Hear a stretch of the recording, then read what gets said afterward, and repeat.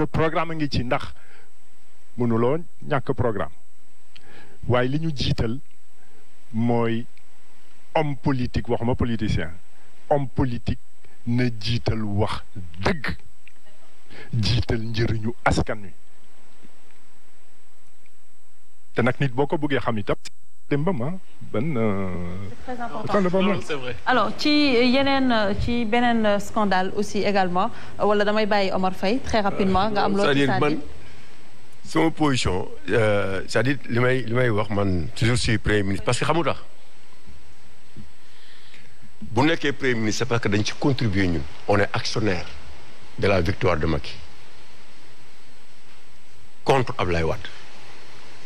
daan nekk sur le terrain di xeex ba Macky falu nekk président de la République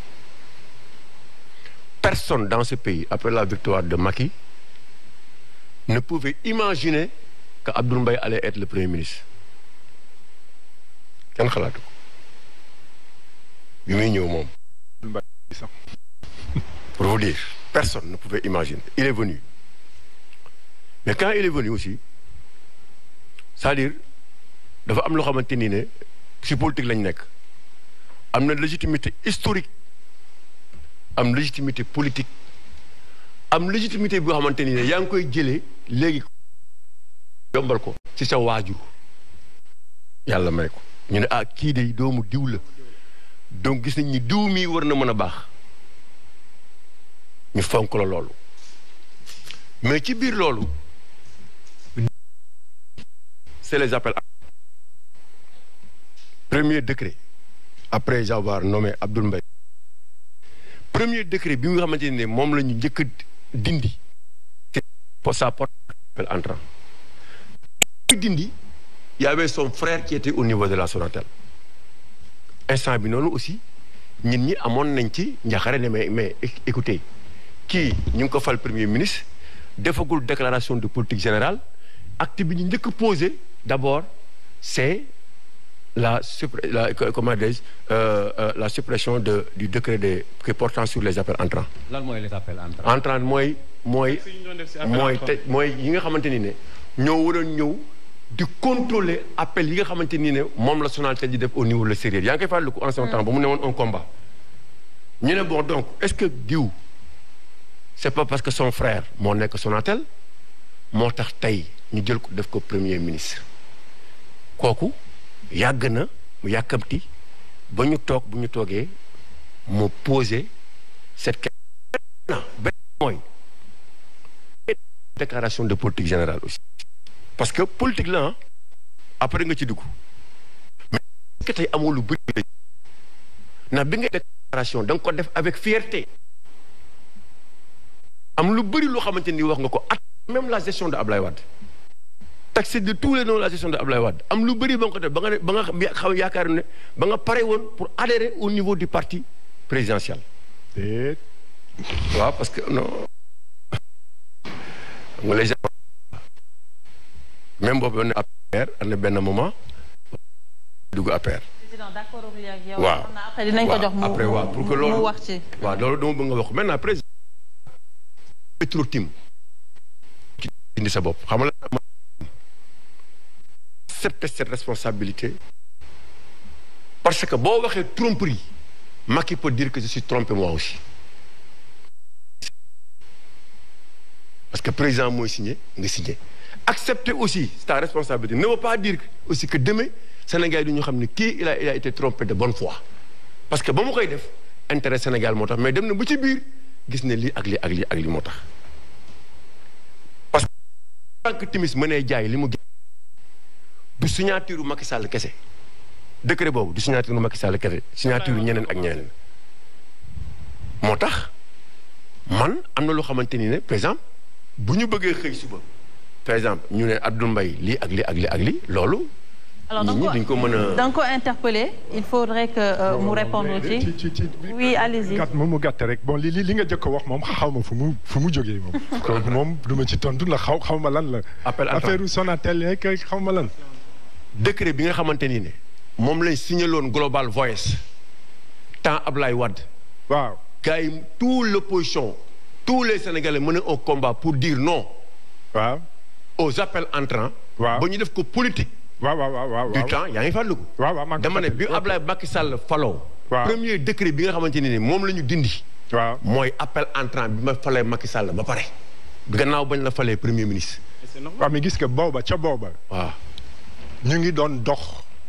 wàññi njëg yi wàññi njëgu dund sénégalais yi te gënoon na yomb te loolu président de la république jëloon na ca Macky Sall candidat Macky Sall jëloon na ci engagement jëloon na engagement itam ci wàññi denrée alimentaire ñu dal di ci jublu immédiatement ndax man en tant que premier ministre amoon na solo loo wax ñu jëf loolu moo indi itam ñu indi concurrence aérienne loolu nit yaa ngi koy fàtte indi Corsair njëgu transport aérien wàññeeku de plus d'un tiers sur l'économie suukar diwlin ceeb appel entrant wàññeeku 40% ak transport aérien loolu yëpp bokkoon ci li nga xam ne dafa doonoon rek. et puis c'était des promesses. c'est ça promesse xam ne man boobu dañ koy jëf jël nga engagement na donc foofu rek la lay tegu li ci des nag booy wax itam na nga wax loo xam ne dafay méngoo. munoo wax tu ba pare ne tu es responsable da ngay taamu dafa ci taamu. je peux pas waxuma c'est pas trompé c'est trompé par un faux mais buñ la indilee faux ne ndax ànd nga ci nga ne waaw naa ci mais buñ la waxee ne lii faux la nga ne ah bon mais c'est comme ça tu peux pas être de bonne foi ba pare yore responsabilité c'est pas possible et puis en matière pénale ki def faux bi mooy président de la République naa ko boobu bunt nga wax bi ma gisee ne faux am na mais dama ko bind ne ko attention président faux am na de man ak yow nax nañu am na ku ñu nax man ak yow nga jëkk signé man ma topp ci boo liiree sama lettre 2016 di nga ko ci gis kon jógal gaaw joxe ndigal corps de contrôle enquête administrative joxe ndigal justice ñu ubbi enquête nan la ci def waaw lu tax mu noppi lu tax defu ca dara ba tey ba sànq c'est ça le problème plainte pour faux bi ñun ñoo ko mujjee defal suñu bopp CRD ñun ñi ma man ak Mamadou Lamine Diallo ñu def ko daaw juillet 21 juillet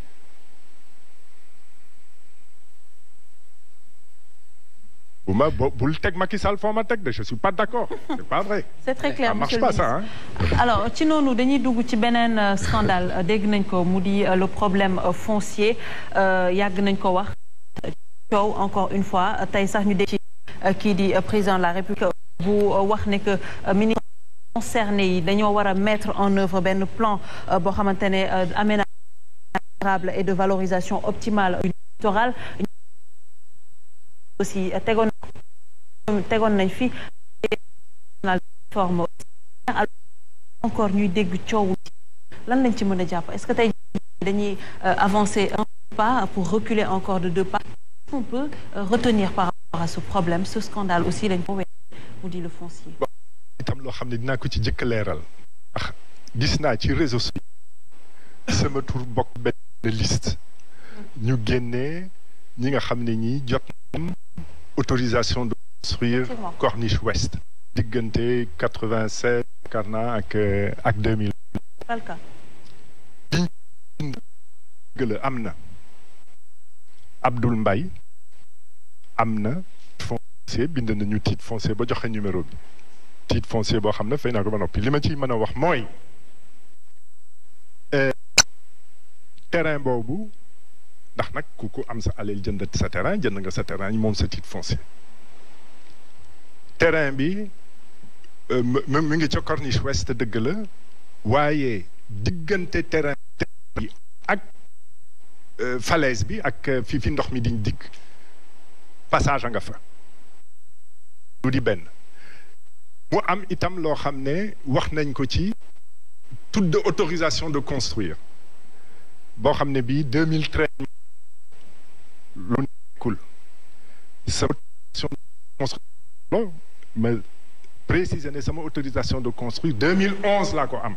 boobu nekk guma premier ministre ndax boo waxee 2013 reconduction la woon boo waxee 2013 dafay mel ni Abdoul Mbaye l'homme politique l'homme qui a exercé des fonctions politiques moo am loo xam ne dañ ko faralaate la. 2011 laa am sama permis de sama autorisation de construire 2012 ñu fal ma premier ministre ma teg lépp ci suuf ndax jàppoon rek ne mënuma yor projet privé ba noppi nekk ci ay charges publiques bi ma génnee 2013 la construire topp mbir mi amoon na solo ma wax ko dolli ci ne autorisation de construire dara loo xam ne étude environnementale bi am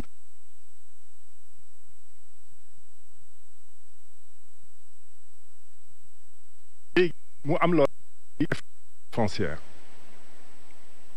ah dëgg la amoon na ñu am solo waaye mujj